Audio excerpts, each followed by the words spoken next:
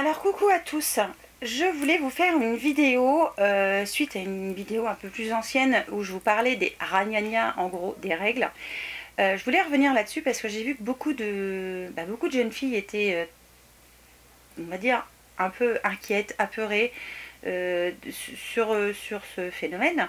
Et voilà, je voulais tout simplement vous refaire une vidéo à propos de ça, pour essayer peut-être de mieux vous expliquer, ou peut-être de répondre à certaines des questions qui ont été évoquées sous la vidéo, sachant que ça reste aléatoire et ça dépendra toujours de vous. Il n'y a rien de précis, il n'y a rien de calé en jour, en heure, etc. Et ça me permettra en même temps de... comment je vais vous dire ça, de vous aiguiller sur le après, parce que qui dit adolescence avec métamorphose de son corps, avec les règles, avec les hormones, avec votre corps qui se transforme. Alors pour les hommes, ça se passe en bas de la ceinture, un petit peu en haut, mais pas trop. Et pour les femmes, ça se passe un petit peu des deux côtés.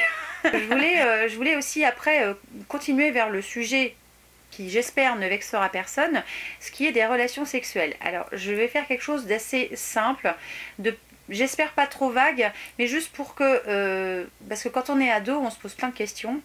On a l'impression que personne nous comprend, que les adultes sont nuls, qui comprennent rien à rien, mais ils ont juste été ados aussi, hein, sauf que par moment on oublie un petit peu comment on pensait à ce moment-là, parce que on pense plus comme à ce moment-là, on a grandi, on a évolué, et voilà, je voulais vous faire une vidéo qui parlait de tout ça. Alors je vais commencer donc par la partie des règles qui inquiète beaucoup, j'ai remarqué, de jeunes filles. Alors il faut savoir qu'il n'y a pas de date, il n'y a pas de jour, il n'y a pas de moment précis pour vous dire que vous allez avoir vos règles. Peut-être quelque chose qui peut vous mettre la puce à l'oreille. Alors moi je suis pas médecin, hein. Ce que je vous donne c'est mon vécu à moi et le vécu aussi de Marine, parce que Marine est réglée depuis bientôt 2 ans, donc voilà, j'ai vécu la petite transition qu'elle a eue, puis enfin nous on l'a ressenti plutôt comme une grande, mais je vais vous expliquer après. Et en fait, il n'y a pas de moment. La seule chose qu'on peut peut-être ressentir, déjà c'est un changement physique, c'est-à-dire que en tant que femme, on va avoir la poitrine qui va se développer, ou les poils qui vont commencer à pousser aux endroits où on ne souhaiterait pas qu'ils poussent. Hein, et puis en plus après on va les couper, donc cherchez l'erreur. Voilà, ça ce sont déjà des signes physiques qui vont peut-être pouvoir vous mettre la puce à l'oreille. Ensuite, il y a les pertes blanches, mais ça c'est un sujet, je trouve, qui est assez vague, parce que il y en a qui en ont, il y en a qui n'en ont pas, il y en a qui en ont tout le temps, il y en a qui n'en ont jamais. Moi je sais que je me rappelle pas, si avant d'avoir mes règles j'ai eu quelques pertes blanches, mais ça n'a pas été énorme. Et je connais certaines femmes qui ont des pertes blanches, mais c'est hallucinant, même aujourd'hui avec des enfants et tout ça, elles les ont toujours. Donc voilà, pour vous dire que le corps est différent d'une femme à l'autre et qu'on ne peut pas donner une règle générale. De toute façon, si vous avez un doute, la première chose à faire, c'est d'aller voir un médecin ou d'en parler peut-être à l'infirmière du collège si vous êtes au collège. Mais ne restez pas enfermé, essayez d'en parler à quelqu'un. La personne que vous sentirez plus en confiance, je sais pas, même une copine... votre grand-mère, votre tante, votre cousine, je ne sais pas, quelqu'un qui... Mais même un homme, après je donne que on va dire des femmes là, mais vous pouvez aussi en parler à des hommes, il y a des hommes qui comprennent très bien et qui sont à l'écoute et qui vont peut-être vous rassurer. Surtout que j'ai lu dans certains commentaires que certaines jeunes filles n'avaient plus leur maman, elles avaient que leur papa, et c'est vrai que pour un papa ça doit pas être évident de gérer cette chose-là, surtout que lui il connaît pas, c'est un homme, c'est pas une femme, donc c'est peut-être pas toujours évident. Donc la première chose que, voilà, comme je vous disais, qui doit vous mettre la puce à l'oreille, c'est peut-être le changement physique de votre corps qui va être un pré-signe. Mais il peut très bien ne pas y avoir ça du tout, et ça peut être par contre un petit changement de comportement, d'humeur, c'est-à-dire on s'en rend pas compte toujours soi, mais on est un peu ronchon, grincheux, voilà, on pète au quart de tour, enfin avec des petites choses comme ça qui font que finalement on change, parce que les hormones de notre corps se développent et ça nous fait changer. Ça c'est une chose qui peut-être peut vous aider. Après, si vous avez aucun de ces signes là, c'est vrai que c'est très compliqué pour vous, et je me mets à votre place, ça doit être super enfin, vous devez être quoi, balisé quoi, parce qu'on ne sait pas, on va vers l'inconnu, on ne sait pas ce que c'est, on ne sait pas comment ça va faire, enfin il y a tellement d'interrogations que c'est super compliqué. Moi de vous aider là-dessus, mais essayez d'être le plus attentif à vos changements sur vous, voilà, quelque chose qui pourrait vous interpeller, vous faire poser la question. Ensuite, un conseil que je peux vous donner parce qu'il est super important, essayez, si vous le pouvez, alors je sais que c'est pas toujours facile de demander à maman ou de demander à papa une protection, mais essayez d'en avoir toujours une sur vous, ne serait-ce que pour le jour J, que vous soyez pas là à être emmerdé voilà, avec ça, que ça vous complexe encore plus et que finalement ça vous, entre guillemets, traumatise ce jour-là. À savoir que il y a de grandes chances, mais c'est pareil, c'est pas une certitude, hein, que ce soit douloureux un petit peu avant. C'est-à-dire que vous allez certainement sentir une douleur, c'est assez sourd au niveau donc du ventre. Alors, il y en a qui ont pas mal, moi j'ai pas mal. Moi j'ai jamais eu mal. Moi je sais qu'elles arrivent depuis que j'ai mon implant parce qu'ils me chatouillent. Vous voyez, ça n'a rien à voir, je trouve que je suis la seule femme à qui ça le fait. Il faut vraiment être à l'écoute de votre corps. Donc ça peut être une douleur dans le bas du ventre, ça peut être un léger gonflement aussi dans le bas du ventre sans forcément que vous ayez de douleur. Moi en général le bas de mon ventre il commence à gonfler et là je sais que en plus du chatouillement de l'implant mes règles vont arriver. Donc ça peut être quelque chose comme ça, mais comme je vous dis, hein, cette vidéo elle a rien de certain, il n'y a rien qui peut garantir que ça va se passer comme ça pour vous. Ensuite, il n'y a pas d'âge. Moi, j'ai dû avoir mes règles, je crois que je vais avoir, je sais plus, 14 ans, je crois, un truc comme ça. Moi, je vois Marine, ça fait déjà 2 ans qu'elle les a eues à 12 ans, enfin, il n'y a pas d'âge. Il y a des jeunes femmes qui les ont à 11 ans, d'autres à 15 ans. Il n'y a pas d'âge. Si vous avez peur, si vous avez un doute, s'il y a quoi que ce soit, je pense que le mieux, c'est d'essayer de voir un médecin qui va peut-être essayer de vous rassurer, de vous expliquer les choses. Mais normalement, j'y viens normalement, vous les aurez à un moment ou à un autre. Il y a toujours des exceptions, voilà, je préfère quand même vous en parler parce que vous pouvez très bien ne jamais avoir vos règles. C'est malheureusement quelque chose qui peut arriver, donc faut quand même vous le sachiez. Enfin, je suis pas là pour vous mitonner, ouais, tu vas avoir tes règles, tu auras des bébés après. Non, ça c'est une grosse connerie ça. Hein. Donc on peut très bien ne pas les avoir et dans ces cas-là, il faut peut-être chercher le pourquoi du comment. Ça peut être un blocage psychologique qui fait que vos hormones finalement ne se développent pas comme elles devraient se développer. Et après, donc en coup, arrivent les règles, la poitrine qui pousse, les poils qui poussent, tout qui pousse. Et là, on arrête de grandir. Enfin, presque. On grandit beaucoup, beaucoup moins vite, hein, et puis pas beaucoup. Hein.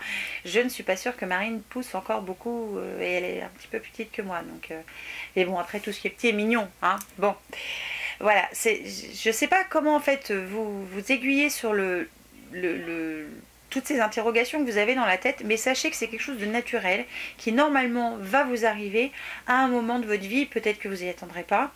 Alors ça c'est pareil, c'est très compliqué, je me doute, quand on les a, par exemple qu'on est à l'école, qu'on ne le sent pas du tout venir, et que ce qui nous interpelle c'est la tâche peut-être sur la chaise ou sur laquelle on était assise, et là c'est super gênant, enfin c'est une catastrophe. Je sais que c'est très difficile et puis les ados entre vous, vous êtes des pots de vache, hein, je peux pas dire le contraire, vous êtes méchants les uns envers les autres, essayez de comprendre, essayez de vous mettre à la place de l'autre juste 2 secondes, voilà, et peut-être que vous rigolerez pas justement et vous moquerez pas parce que c'est franchement pas drôle. Je vais plutôt parler maintenant aux personnes à qui ça pourrait arriver.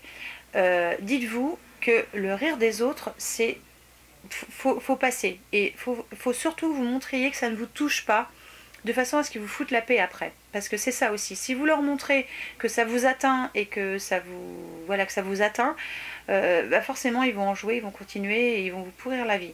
Si je peux vous donner un conseil, si vous pouvez, c'est d'avoir un vêtement de rechange évidemment dans votre sac, mais ça c'est pas toujours chose facile à avoir. Par contre, il y a 1001 façons de masquer une tache aux fesses, parce que moi ça m'est arrivé, et je suis grande. Essayez, je sais pas, de mettre un pull autour de votre taille, un truc qui pend derrière, on voit plus vos fesses, hop, on n'en parle plus, on est tranquille. Vous voyez, faut essayer de pallier, de camoufler comme on peut, le temps de rentrer chez vous le soir. Et puis dites-vous que cette journée-là, elle a été certainement très compliquée parce que vous allez peut-être avoir à subir le ricanement des autres, mais le lendemain, quand vous retournez au collège ou au lycée, je sais pas où est-ce que ça vous arriverait, ignorez ces gens-là. Ne leur montrez surtout pas que ça vous atteint parce que justement, ils vont continuer et continuer et continuer. Vous l'ignorez et vous dire c'est quoi que tu trouves drôle là, hein? Je sais pas, je vois pas de quoi tu parles. Moi, il n'y a rien qui m'interpelle. Voilà, essayez de rester de marbre. Je dis bien essayer, hein, parce que c'est pas facile à faire. Et je sais que, voilà, comme je disais tout à l'heure, les ados entre vous, vous n'êtes pas toujours très tendres. Ensuite, ces règles. Alors, les hommes n'ont pas la chance d'avoir ça, mais nous on a ça parce qu'on porte le bébé, hein. Si c'est eux qui portaient le bébé, ils auraient leurs règles aussi, hein. Je vous rassure. Donc en fait on a nos règles tout simplement parce que ça veut dire que notre corps est prêt à recevoir un bébé, enfin on est prêt à faire des bébés en fait. Et le problème, là je vais pas aller en tant que parent, et je vais plutôt essayer de donner un conseil à ces ados. C'est dans le coup super flippant de voir ces enfants grandir et se dire waouh, ça y est, la retourne, toi tu vieillis, mais elle vieillit aussi, et c'est très stressant pour nous d'essayer de vous expliquer que à 12 ou 13 ans, il y a des enfants qui ont des enfants. Voilà, et c'est super compliqué. Alors évidemment, qui dit règles, dit changement d'hormones, dit voilà, tout ensemble, forcément vous, là aussi, ça change. Et vous pensez au sexe. Je suis désolée de le dire, mais c'est vrai. On y pense, parce que voilà, nos hormones font que ça nous perturbe, etc. etc. Il faut juste... je ne sais pas quel conseil je pourrais vous donner, mais si ce n'est que de bien réfléchir à la chose, de ne pas se précipiter, mais sur plein de choses, hein, faut pas se précipiter dans la vie, ça sert absolument à rien. D'en parler si vous pouvez, même si c'est quelque chose à mon avis qui est très compliqué. Moi je vois aujourd'hui avec Marine, on essaie d'en parler. Alors, on n'essaie pas, on en parle d'ailleurs. Je dis bien, oui, je dis on essaie, non, on en parle. Alors, on en parle de façon à ce que ça porte ses fruits, mais dans la plaisanterie en même temps, c'est-à-dire que on va évoquer quelque chose, on va être entre nous, on va le dire sous le ton de la plaisanterie pour que ça passe mieux, et puis finalement de cette plaisanterie on va développer un petit sujet, un petit truc. Combien de fois je dis à Marine, je dis tu sais, je dis le jour où tu auras un copain, tu vas peut-être pas me le dire, par contre j'aimerais bien que tu me dises maman, il faudrait qu'on aille voir le médecin parce que peut-être qu'il faudrait que je prenne la pilule. Voilà, parce que on commence par ça, parce que la pilule, alors elle va pas protéger des maladies, hein, elle va protéger de ne pas avoir un bébé, parce que avoir un bébé c'est une grande responsabilité, avoir un enfant, donc ça je tiens à le préciser aussi. Et voilà, plusieurs fois, ça fait quelques temps maintenant que je dis à Marine, si tu penses à un moment ou à un autre qu'il faut que voilà qu'on aille voir un médecin, on prendra rendez-vous, je t'accompagnerai jusqu'à la porte, voilà, tu verras avec le médecin lui-même l'examen et ce que tu peux prendre comme moyen de contraception, ça protège quand même d'avoir des enfants. Ça n'empêche pas de mettre une capote, hein, un préservatif, il ne faut pas oublier ça, ça je parle pour les gars aussi. Hein. Voilà, c'est la partie aussi importante, c'est qu'en plus il faut quand même un moyen de contraception, puisque dans le coup en vieillissant on va penser forcément à... Alors que ce soit une fille, alors là je vais parler homme-femme parce que c'est comme ça que ça marche pour faire un bébé, c'est deux femmes ensemble, ça peut marcher, mais elles ne feront pas un bébé comme ça, s'il n'y a pas des spermatozoïdes et d'ovules, ça marche pas. Je suis désolée, là je vais être, voilà, je vais parler de la, on va dire du plus commun, voilà, sachant que les autres ne sont pas nuls. Hein, voilà, je comprends très bien qu'il y a des hommes qui aiment les hommes et des femmes qui aiment les femmes. Moi voilà, je vous parle le fait de la conception d'un enfant, et là où il faut normalement, il faut quand même un homme et une femme, hein, sinon ça marche pas bien. Donc donc voilà, c'est super important. On en parle avec Marine de peut-être prendre la pilule ou un autre moyen de contraception. Il en existe plein d'autres, il y a le stérilet, il y a l'implant, il y a l'anneau, enfin voilà, il en existe. Ça n'empêche pas de mettre un vrai préservatif, par pitié, parce que la pilule va protéger pour avoir des enfants, mais elle ne protégera pas de toutes les maladies qui se transmettent par voie sexuelle, comme j'exagère, mais le sida, mais il y a plein de MST aussi, donc voilà, faites gaffe quand même, c'est super important pour votre santé, et quelque part ça fait partie du déroulement de votre adolescence, parce que vos hormones changent, vous avez vos règles, vous êtes une femme, vous avez vos règles, vous êtes un homme, je suis pas sûre que vous ayez vos règles, mais bon, vous avez un changement d'hormones aussi, de toute façon, il n'y a pas ça, la transformation, elle est de toute façon au niveau de notre de nos sensations, de notre ressenti. Et donc par la suite, voilà, vient s'enchaîner l'effet la relation sexuelle qui va forcément se poser à un moment ou à un autre. La seule chose que je peux vous dire, c'est que si vous pouvez en parler à quelqu'un, parlez-en. Protégez-vous, parce que c'est super important. Par pitié, c'est super important. Mettez préservatif. Et pour les filles, essayez de prendre autre chose. La pilule du lendemain, c'est pas une vraie solution. Hein. Ça peut aider, mais c'est pas une vraie solution. Essayez d'en discuter. Je pense qu'aujourd'hui, notre société a suffisamment évolué pour qu'on arrive à discuter avec nos parents. Enfin, Je sais que nous c'est le cas à la maison. N'hésitez pas à en parler à quelqu'un, si vous le pouvez, ce serait bien, même à une copine, même entre vous, voilà, c'est important d'en parler. Soyez pas comme ça réservés, il faut discuter ce genre de choses, parce que c'est important. Je voulais vraiment faire un global, une synthèse de ce que moi j'avais pu constater dans vos commentaires, et puis mes ressentis à moi, et ce que j'ai pu vivre aussi avec Marine. Et si vous êtes parent, que vous avez des enfants ados, pensez que vous avez été ado, pensez à ce que vous avez peut-être pu faire ado, et essayez d'aider vos enfants comme ça, en parlant, en ouvrant la discussion sur un sujet qui est pas forcément facile à mettre en avant, mais ça doit pas être un sujet tabou, voilà, parce que forcément la solution de l'enfant qui a un bébé parce qu'il n'ose pas le dire à ses parents, et puis finalement qui a eu un rapport sans être protégé, sans rien, vous êtes enfin, ça va être dur ce que je vais vous dire, mais vous êtes quand même un minimum responsable. Donc voilà, essayez de prendre en compte que vos enfants, il y a un moment, à l'adolescence, ils ont besoin de vous, et c'est super dur de s'entendre avec les ados, parce que voilà, ils sont dans leur monde, je l'ai été aussi, hein.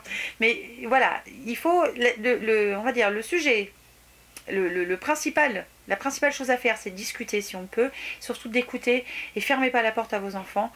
Même si c'est dur à avaler, leur fermez pas la porte, peu importe le sujet qu'ils voudront vous aborder. J'espère que cette vidéo aura été utile, et si vous avez des questions, n'hésitez pas, et pourquoi pas j'y reviendrai dans d'autres vidéos. Je vous embrasse très fort, et je souhaite beaucoup de courage aussi bien aux adolescents qu'aux parents. Et je vous fais évidemment plein de bisous, et je vous dis à très vite pour une nouvelle vidéo. Ciao!